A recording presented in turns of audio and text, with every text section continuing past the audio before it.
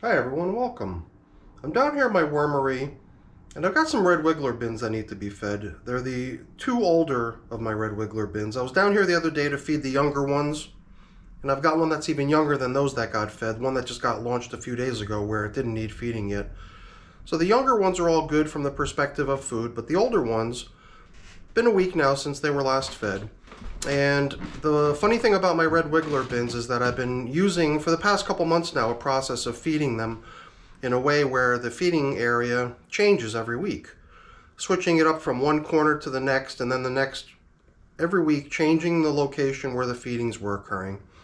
And today's occurrence is going to be the 8th time I've done this. So 4 corners, went around once, and at this point we've gone around 2 times. And I've pretty much made the decision that I think I'm going to abandon doing the whole corner feeding stuff now, because the one thing that has always gone hand in hand with feeding in the corners is that I never really wanted to overly disrupt the old feeding zones so that we can always go back in there and see how they're progressing and so on and so forth. I think I'm done with that. It was an interesting thing to do for a while, but I think I'm going to revert back to doing what I had been doing up until then, which is always just pretty much feeding down the middle, keeping it real simple. But since this would be the 8th pocket feeding of my oldest red wiggler bins, I'm going to do one final pocket feeding today, and I'm going to do what we've been doing up until now, is, first checking how the previous corners are progressing, and then we'll feed. But this will be the last of it. So I'm going to go get a glove on, and then we'll get these the 2 oldest of my red wiggler bins up on the bench. So now, if you were here when I fed the other 2 red wiggler bins the other day, they pretty much received an identical feeding, which consisted of apple peels and some apple cores, some chunks of pineapple, and strawberries that had gone bad. And this stuff has been in the freezer. You could see some of the frost that had accumulated on these. And this is a pretty good portion, gotta say. So in addition to this yummy assortment of fruits, I've also got some coffee, but not a whole lot, but we'll do away with whatever's in this carton here. Give it to the red wigglers. And even though on these older bins I don't normally feel compelled to add grit with every feeding, on this go around we'll go ahead and we'll give them a little bit of pulverized eggshell, which is the grit that I use in my systems. We've already got one of the bins here on the bench, so let's start uncovering things. This is the younger of the 2, so the oldest of my red wiggler bins is over there, and we'll get to that one shortly. This one is a little bit of an oddball because I still classify it as red wigglers, but this bin actually has a variety of different types of worms in it. It's not only red wigglers, but there's also, from what I understand, a number of European night crawlers in here too. And since I know that the red wiggler, when they were originally purchased by the person from whom I received these worms, he told me that he had obtained his red wigglers from Uncle Jim's worm farm. And I think it's pretty much common knowledge that when you get red wigglers from Uncle Jim's worm farm, you also end up getting Indian blue worms too. And I believe that their one distinguishing characteristic is that they like to move really fast. So this one worm had ended up on the plastic. I didn't want to see him crawl off into a dry space and get into trouble. So I picked him off, but just from the movement of this worm, I would have to assume that this is one of those blue worms. I think that the other characteristic of the blue worm is that the clitellum is very, very flush with the thickness of the, so it's not really a bulging, distinguishing characteristic on the blue worms. And here I could see the clitellum, it's barely visible. It blends right in with the rest of the worm. So I think that's what we're seeing right there. I'm usually not very good at identifying worms, being able to pick one out and tell it from the other, but in that case, I think just based on what I've learned so far about the blue worms, I believe that that's what we just saw there. And another little departure in this bin. Normally I'm covering up most of my bins with a piece of paper. In this case I figured let's try composting some fabric. So here we have a piece of beach towel. And I'll tell you, on this red section of it, red-purple section of it, you can't even see the worms. So I'm going to pull this thing off, but hopefully we're not going to, I don't know, doesn't matter, I guess. It's nice and damp, so any worms that might be hanging out on it should be comfortable for a short while while we do the work in here. I think I'm also going to fold this piece of plastic covering in half too, so the worms don't get as much of a dry blast of air. Maybe the moisture will remain there for them a little bit. So things look really nice in here, I must say. You know, being up there with the older of my two bins, not the oldest of my bins, but second oldest, it's coming along really nicely. And that plastic covering that was preventing the evaporation of the moisture in here has been doing a great job too, keeping the dampness in here. And this this coffee filter, its job was to show us where we last fed, and it's still showing us where we last fed, but it's also become, you know, pretty much worm food at this point. And it just so happens that I have another coffee filter handy. I think we're going to upgrade to a nice new feeding zone indicator, and we'll just recycle this piece of paper as bedding to go into the feeding area. On these older bins, I've been withholding the addition of lots of extra bedding because, you know, I got a feeling a piece of paper might not really break down in time for the harvest of my oldest bins. And at this point, I think that this bin is somewhere in the neighborhood of 100 days old or so. So I'd really like to see that the worms are doing away with everything that's in here. So I'd rather not introduce a number of different items that are just going to take forever to break down. So this is where we're going to feed today. And man, is this stuff damp. So since it's been quite a while since we visited in on this corner, well, we visited in on the corner every week. But this is the last time that this particular corner was fed was the greatest amount of time ago. So I don't know if it was exactly 1 week intervals between the feedings, but the most recent interval I know was 7 days ago, going back 7 days. Maybe another 7 days going back to here, so there'll be about 2 weeks. So let's just stick to that, 3 weeks. So here we're 4 weeks back, you know, so this is almost a month ago that this corner was last fed.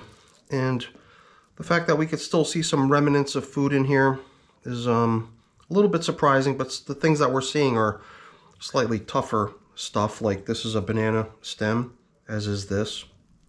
And this one even has that kind of tough, gnarly part where all the different bananas in the bunch connect together.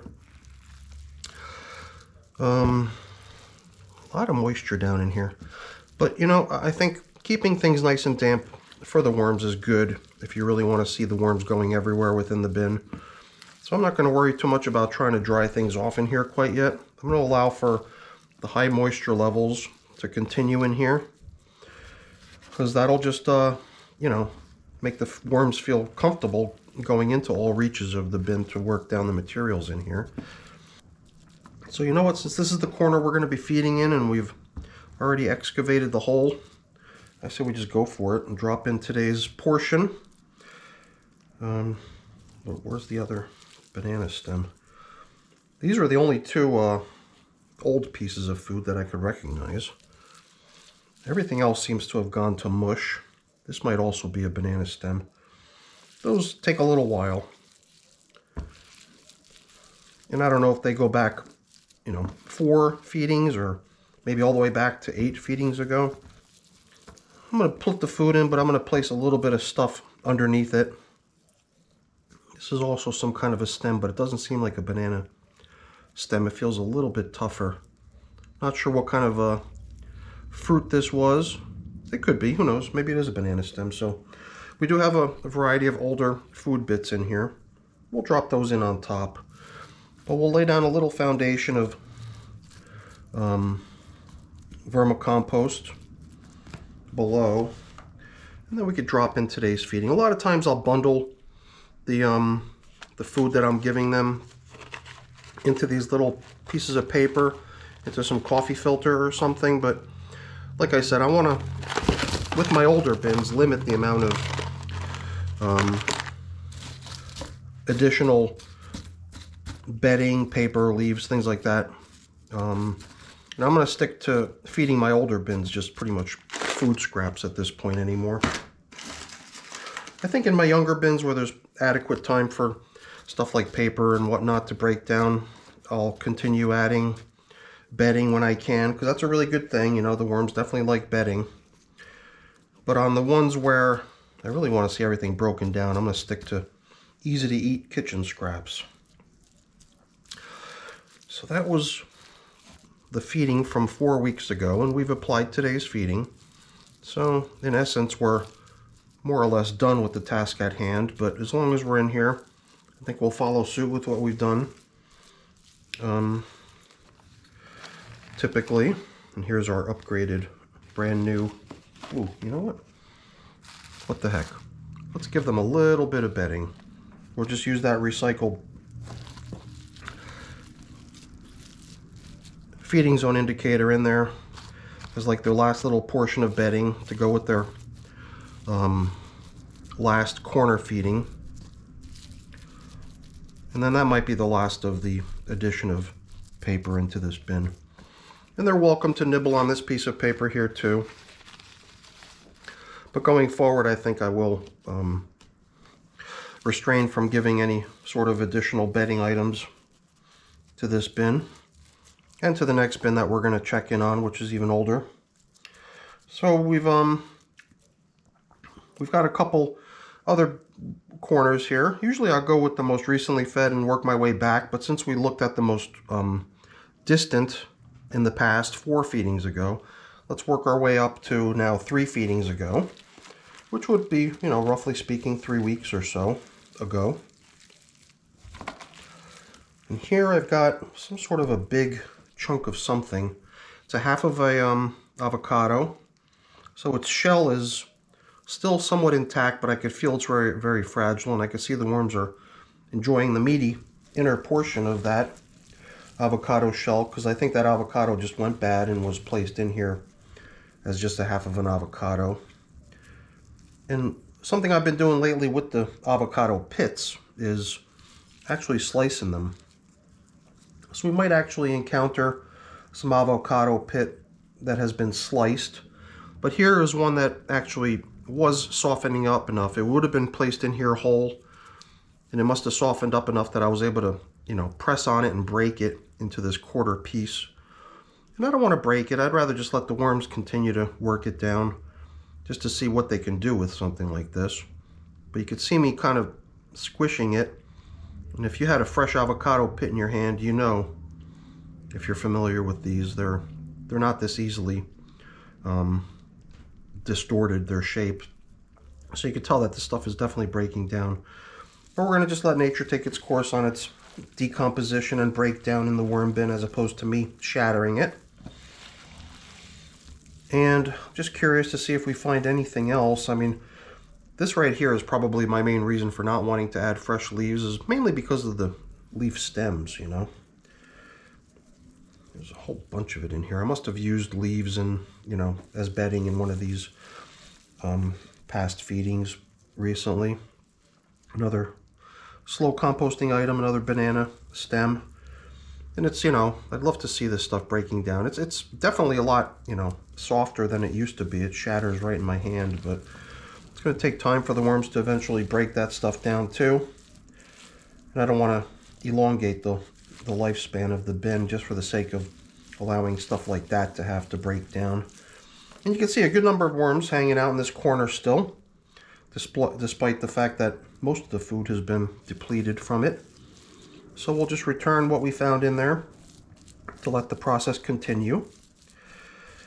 And now that was 3 feedings ago. Now we're going back only 2 feedings to see how things are progressing in this corner here. Here we're seeing somewhat more distinct leftovers, and this was what I had described earlier, which was the you know, the coffee filter being sort of the outer wrapper for the feedings. And you can see this paper's still quite intact, so I wouldn't want to see something freshly placed in here and have to wait for that to break down. So the fact that we've still got some leftover paper in here is great, but I'm not going to be adding any more. Here too, avocado plus its shell, more of the same, and other various things scattered down in this feeding area. And, you know, considering all this stuff sitting in a worm bin for how long, you know, a lot of people will probably say, ooh, that must smell terrible. Not so. I feel like I could still smell the hint of maybe some coffee or something, kind of a nutty, a little bit of a nutty kind of a smell, but nothing offensive. Almost interesting, pleasant, sweet smell. And not sweet as in sweet and sour and disgusting, but kind of a pleasant smell, to be honest. This, I think, right, we're going back 1 week, only 2 weeks here. This would be the progress made to a banana peel after a couple weeks. A little white worm.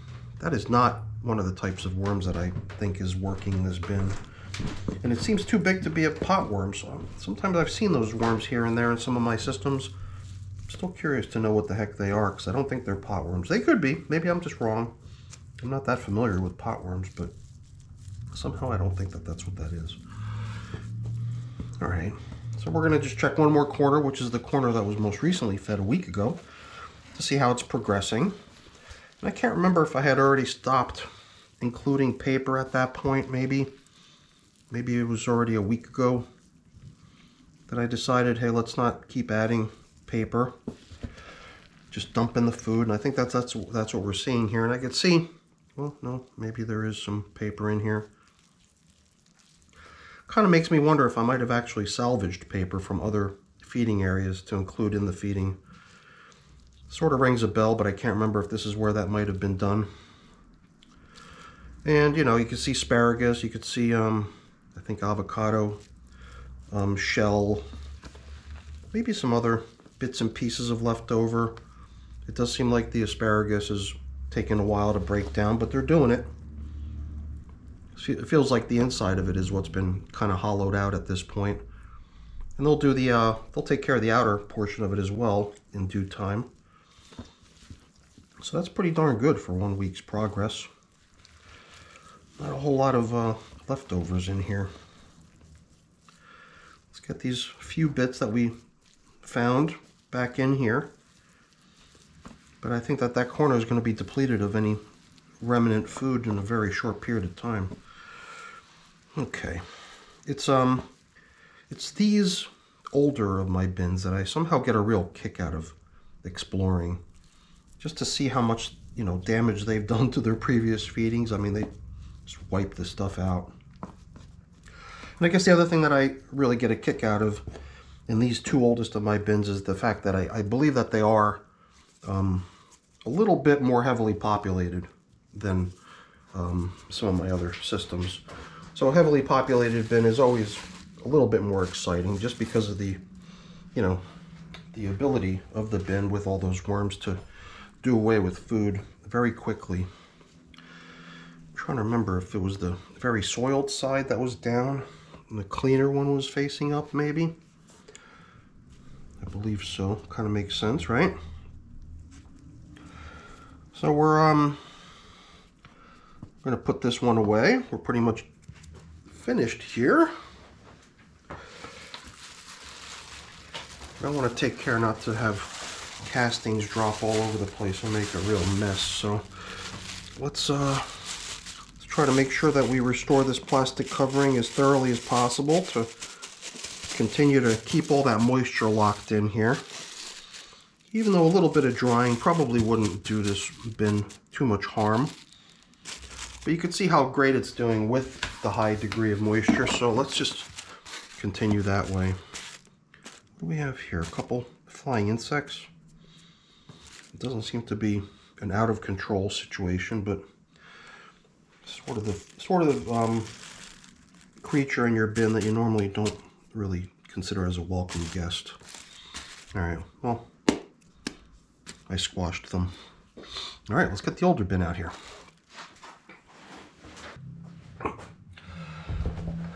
All right, I bet you there's a whole bunch of you out there already thinking to yourselves, how long is it going to be before he finally realizes that he forgot to add the coffee? It just registered. I don't know. I don't know why. It's one of my trademark gaffes, always forgetting to add the coffee for some reason. I get that food in there and then I don't know why. I get sort of sidetracked and gotta remain focused. But whatever.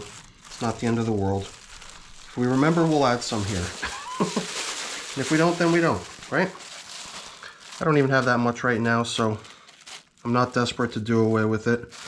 When I was last down here a couple days ago to feed the younger of my red wiggler bins, I did manage to do away with a good portion of coffee. In fact, I think I did away with all the coffee that I had brought down here on that occasion.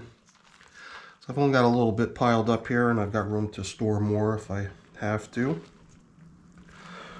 But it would be nice to do away with it. I wonder why. I don't know why the lower side just gets inundated with castings. It's not so important to evict them all because you get rid of the big ones that are easy to see, and then you probably end up leaving a whole bunch of little itsy bitsy ones on here. But it looks like we managed to get rid of the majority of them. And let's set this feeding zone indicator aside too. This one's doing pretty good. It must have been upgraded recently. Oops. Let's get that guy out of here too. And I could do the same thing over here. I could fold the plastic over the top of this stuff to make sure any little wormies that might have gotten stuck on either the plastic or the paper are protected from drying out. And man, oh man, does the stuff in this container look nice. Especially right on the top, you know. With all that moisture recirculating due to the plastic, the whole top surface just gets covered in worm castings. Especially in the spot where we last fed.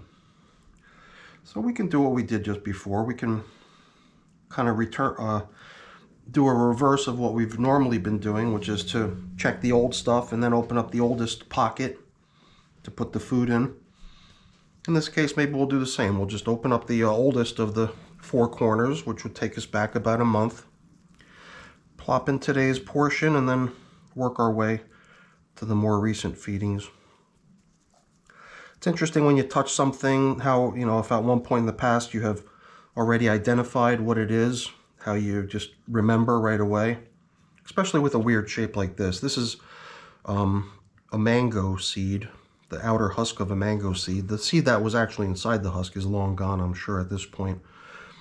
But I had done a little snipping of the entire mango seed into little pieces using one of these sheet metal cutters. It made snipping it into little pieces really easy. And this is just one corner of it. And just interesting how I'm able to identify what it is right away after I touch it because of its unusual shape. I could see a point in the near future where stuff like this, you know, sticks, they're just gonna have to come out. Even this mango seed shell, outer husk, certain things are just not going to be done, you know, by the time the harvesting of this bin rolls around. Although, you know, at some point I will decide that it's the last feeding of the bin and then start allowing time for the worms to, you know, not receive new feedings, but to focus on all the leftovers from previous feedings. And you can tell there's stuff in here. There's stuff all over the place. Paper bits, food scraps, everything all over the place. So if they were not to receive fresh feedings, they would probably be just fine for quite a long time. But I use that to my advantage to really end up with a really fine batch of castings. So somewhere between the everyday composting activities of a bin and then the final migration of the worms out of the castings, or just the harvesting of the castings and separation of the worms from the castings, I'll always include a sort of an intermediate step between those activities, which I refer to as foraging. So they'll receive their last feeding, but those activities specific to harvesting of the castings will usually wait a few weeks, giving the bin a chance for the little tiny scraps to all get broken down by the worms, since they're not getting distracted with nice, easy to eat fresh stuff. They got to turn their attention to some of the older stuff that's lingering within the bin, which is just as nourishing and satisfying for them. So it's not a, it's not a cruel thing to not give them feedings. There's plenty of stuff in here for them to eat. I mean, I did used to call it a somewhat crueler sounding thing. I used to consider that as the quote-unquote starving stage. But I don't consider it that anymore. I like the word foraging because it just seems to make a lot more sense. So we're going to follow suit with what we did before, but we're also going to try to keep to the game plan, right? We're going to give them some grit, and we're going to give them some coffee. And since this is a pretty heavily populated bin, since I don't have a whole lot of coffee here anyway, they're getting the whole quantity. And I hope they enjoy it. I think they will. Usually I don't bother blending the coffee in. I'm sure it'll settle down into the food items below it. I figured I'd try to mash it down just a little bit to make sure it's under the surface. I think I tried to pile up all the old stuff that I found along the way. So I think I've got the majority of it. Just throw it right back in there on top of the freshly added food. These sticks. I mean, they'll go in time, but they'll just take so much time. Usually stuff like that just doesn't even end up in a worm bin. It must have just got sucked up by my leaf blower or something and then came in with leaves once upon a time. Here's just another interesting kind of a stem from something, I don't know what. But it certainly is a tough material and it's taking time. But it does seem like the butt end of it, the part that connects to the fruit or vegetable or whatever it came off of, is starting to disintegrate nicely. So let's just make sure that that's down there with the rest of the recycled food bits we collected. Very nice. So I do consider this as being quite possibly my most heavily populated system, if I haven't mentioned that already. So I always expect to see lots and lots of worms hanging out in here. But usually not in the corner that was, fed the longest time ago. It's as we get to the slightly newer corners, which is where I expect to see a greater number of worms. So let's just go ahead and mark where we last fed. But we're not going to cover up yet. Look at that nice little nibbling around the outer edge of the coffee filter. So we'll do what we had done in the previous bin. We're just going to kind of work our way gradually. Not 4 feedings ago, but now 3 feedings ago. Oh, there's something going on down here. You can feel the moisture. But sometimes you can almost feel the difference. If you stick your finger into something damp and moist, you can tell. But if you stick your finger down into a mass of worms, that has a distinctly different feeling to it. I could feel the moisture. I did not feel the mass of worms. Not to say there's not a bunch of worms in here, because there are, but not quite as many as you would sometimes encounter in a really popular spot. I'm trying to figure out if this is maybe a banana. Yeah, I could tell there's the kind of the end of it, where the stem of it would have been on the other end. And look at this, it's like paper. I guess this right here is probably one of the examples of why doing this pocket feeding is fun. Because you can check in on this piece of banana peel on a weekly basis and see each week, or whatever the interval is between your feedings, you can see how things progress over time as the worms work it down. But I mean, this banana peel is paper thin. I don't know if it shows on the camera, but it is in places totally paper thin.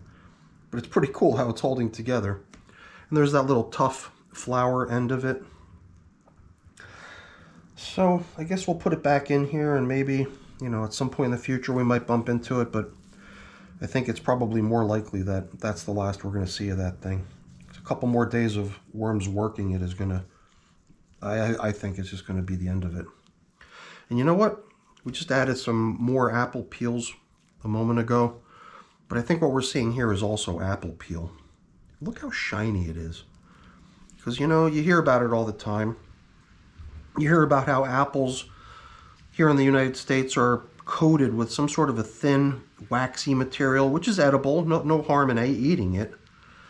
But I guess the worms don't perceive it as a natural substance that they would want to eat. And for that matter, I guess by design, it's something that doesn't decompose or break down due to the fungus or the microorganisms or the microbes in your bin. So the worms nibble off all the meaty stuff and just leave that thin coating of wax. And you know, I don't know if the worms will ever do away with it. Will it always just stay there? Will they just work their way around it and ignore it?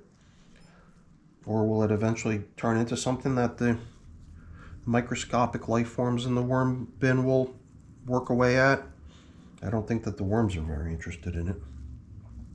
But I mean, I think that's a prime example of why these corner feedings are a little bit interesting, because you do get a glimpse into how things are actually progressing, and you can actually, you know, get a sense of how long certain things take, because you can, you know, look at your records and say, well, that was fed exactly 15 days ago, or whatever the case may be, and now you can start equating the time it takes for certain things to break down to the type of food that they are. You know, with obviously other variables that come into play too, such as how many worms you have, really busy bin versus maybe not such a crowded bin. This here is something I don't expect to see gone either. It's the pit out of like a peach or something. So I could see picking certain things out of this before the castings could be used in the garden, because those things can probably just go right back into a worm bin and continue, and then who knows, someday they'll probably break down. But I wouldn't want to put stuff like that out in my garden or into my pots with my seedlings or anything like that. Those are things that are just interesting little test objects that I like to put into my worm bins from time to time to see how long they take. And in most cases, those test objects just travel with the worms into their new home after the castings from a completed bin have been harvested. Now here, let's see, 2 feedings ago, maybe 2 weeks ago at this point, I do feel like we've got a real party going on. See that? I didn't even have to see what was going on here. I was able to tell just from jamming my fingers down in there that I could tell it was damp, but I could also tell that it wasn't just worms. I mean, I could tell that it wasn't just moisture and compost and leftovers, but it was worms. So that's pretty cool. It's part of the fun of having a really crowded bin. It's funny too, because after 2 weeks, you wouldn't expect to smell leftovers, but there must have been something in here that has a distinct odor, and I got a feeling it's this right here. I believe I, you know, kind of broke one of the worm composting rules. And it's not so much a rule. Onion. I could smell it. It's definitely onion. And it's not because the worms aren't going to do away with it. You can see there's worms on it, and they're nibbling away at it. But it is because it does take time, and it will start to get a funny smell over time. So I don't think that the onion is, you know, a problem for the worms. They'll eat it. I think it's more for, you know, avoiding the unpleasant odors. Because in general, you know, in your worm bins, you're expecting to just smell this really nice earthy odor out of your worm bins. And it's those couple types of food items that people avoid, only because they don't, you know, I guess they don't break down so quickly, and they do kind of hang on to some of their funny odors even after weeks of being in the bin. But it's, you know, it's not a lot. It's just a little tiny bit, and it's not even that bad of an odor. It's just, you know, strong. Strong, maybe not so unpleasant odor. Here's another, as you could tell, peach pit. Another object that'll probably just have to be, you know, moved out with the worms into their new habitat once they get relocated. Man, there's a lot of racket coming from the upstairs apartment. A couple little girls up there, it sounds like they're playing, having a good time. But you know, it's an old single family home converted into a 2-family home. It shares all the ductwork and climate control, so I can hear them from upstairs right through the ductwork that's down here in the basement. Sometimes I wonder if they can hear me chit-chatting here, talking to the camera, making my videos. They probably could, but they probably can't make out what I'm saying. Same as I can't make out what they're saying, but when they're having fun and singing and playing, it's quite clear, because you could hear it in the tone of their voice. So this is the kind of corner where I could just, you know, spend a whole bunch of time poking around, just marveling at how the worms are doing down in here, but I think it's time to move on and let things get back to normal down here in this corner.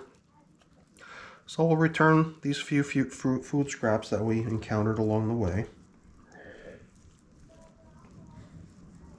And that includes this chunk of stinky onion too, which, like the rest of the stuff, will probably not even be noticeable in another week or two. And then we'll cover everything back up here to let the fun continue.